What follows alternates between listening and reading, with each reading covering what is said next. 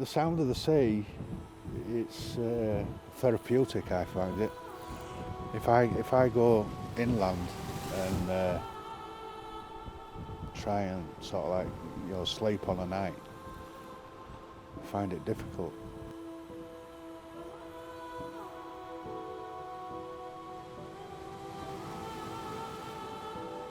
It's just that noise that's not there. It's comforting, and it's most exhilarating as well, because when it's wild and it's blowing a hoolie, it's the force of nature is unbelievable. You can't take stuff for granted, The force of nature can't be controlled. It does what it wants.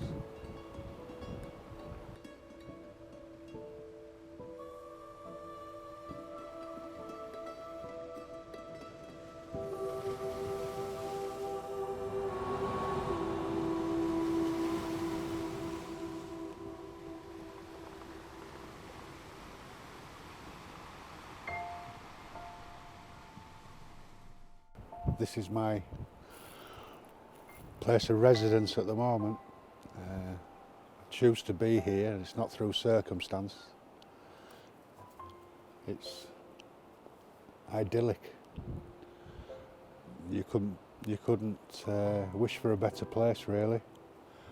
It can be cruel, but then again, the paybacks are second to none, really. Best thing about it all is there's no letterbox, there's no milkman, there's the odd neighbour, but he's not too close together. This is my world. I've been here for near enough 3 years now. This is my third winter. Towns are far enough away that you can lose yourself in peace and quiet, and unpolluted by noise, fumes, and people's aggression. Powers that be may well move us on from here, but then again, there's always somewhere else. It's not hard to achieve this lifestyle, it's just hard to find a place to do it.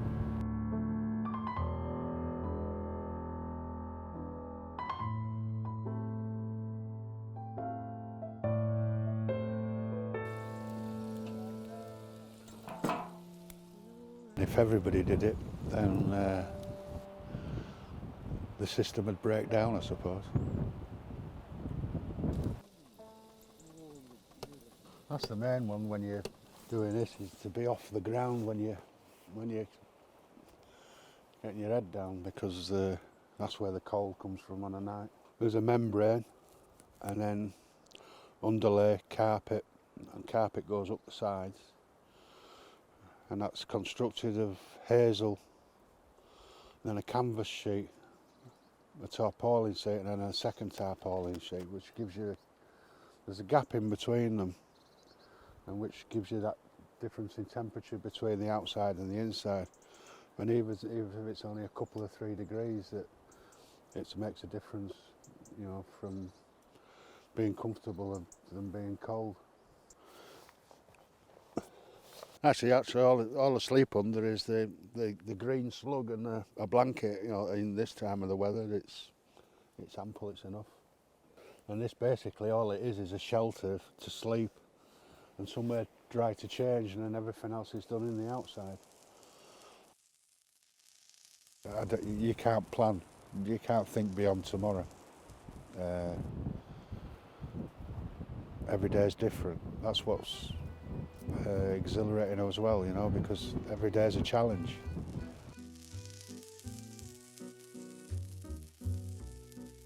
No 2 days are the same.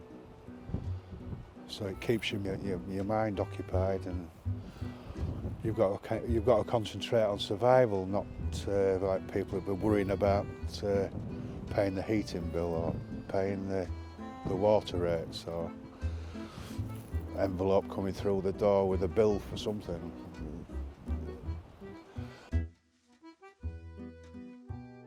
I go out and collect my wood. I go down to the springs and get my water. Everything's physical. You've got to go and get it, the hunter-gatherer, but and that's, I'll do that for as long as I can, you know. I can't see myself doing anything else.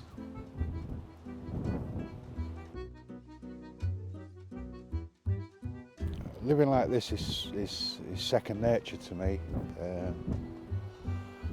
You know, it's in my blood. You know, it's what they taught me to do. I'm glad, and I use that knowledge to survive in an environment like this, which isn't the easiest environment to survive in.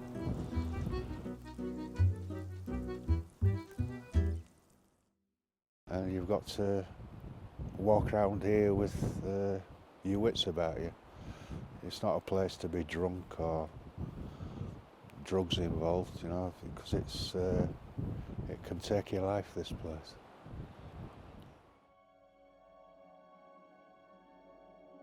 My way of getting away from stuff was just sort of like pack a bag, not flight, but sort of like, I can't handle this. I'm going to end up sort of like, I've got no patience, if you like, with civilians in a way.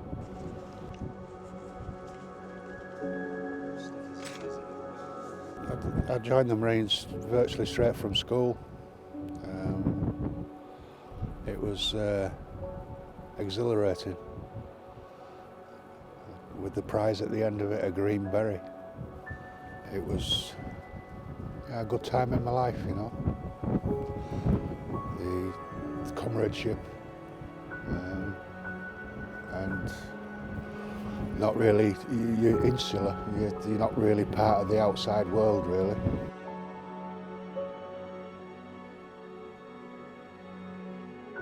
I came out of the Marines with, basically, I mean, but there isn't much trade for riflemen and survival experts in civilian street, really, because they don't de-wire you, they just cut you loose.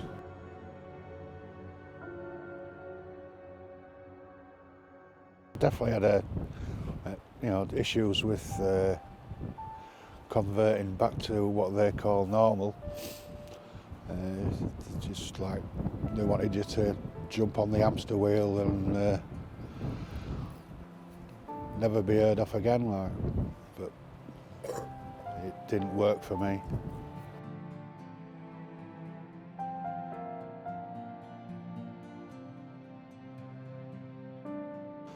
There's a lot of ex-servicemen, you know, that are wandering the shores, you know. Never really come to terms with civilian street. A friend of mine, he's in Broadmoor now, and he's never hurt anybody in his life. They just treated him as a loose cannon, you know. And then, you know, it's sad, you know.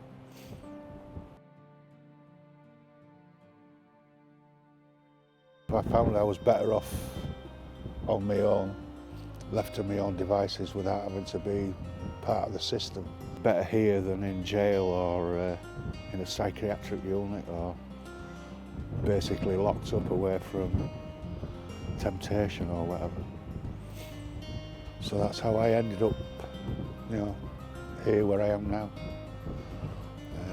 Through choice, not through circumstance. And it works for me, you know. I can't see myself doing anything different.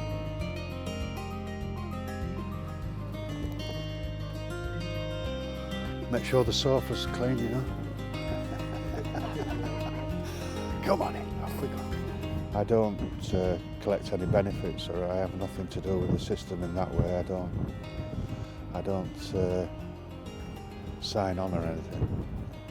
I just survive off the issue.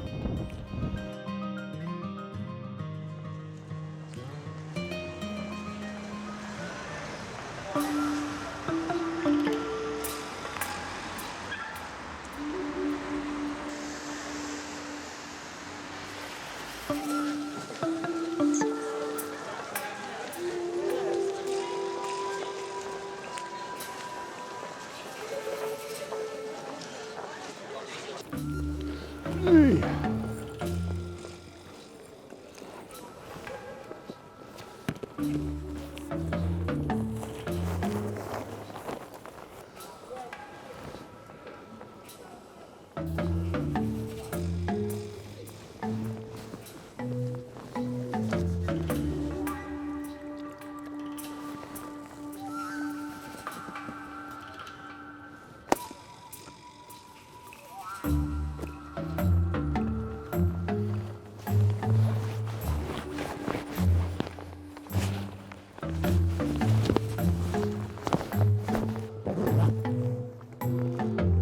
This is it basically.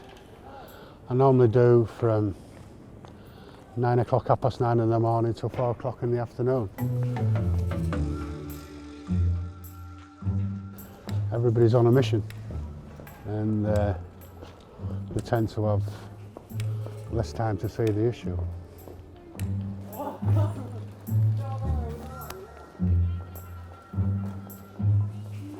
I let people come to me rather than me approaching them. I mean, it's not as if you're hard to miss. You know. Oh, you're all right, love.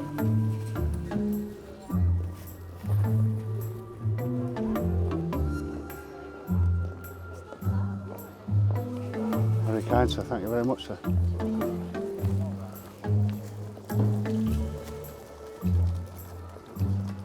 Thank you very much. Thank you. Much appreciated.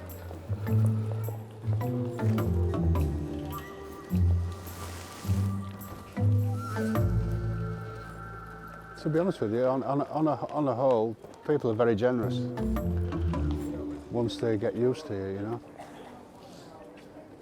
If I can make, 70, 80 quid a week, I'm a millionaire, you know.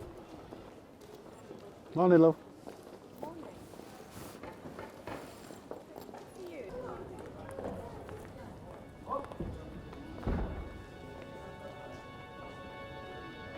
Is it sheltered? Oh yes, love. It's lovely. Beautiful. It's best time of the year. There you go. Thank you very much, sir. Much appreciated. Yes, he's good.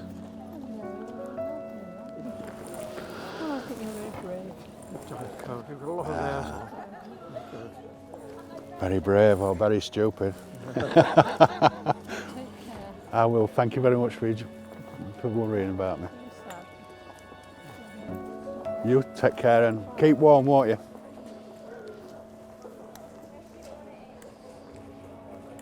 A majority of people are sort of like Thank you very much. Much appreciated.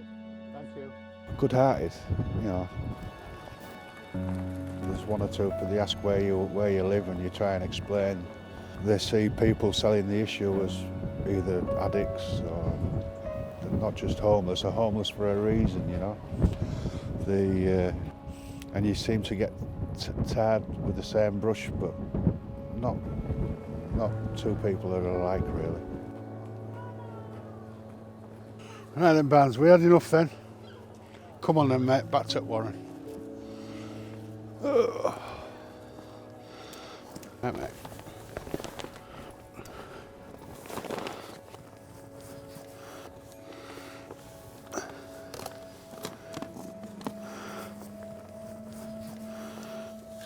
Come on in.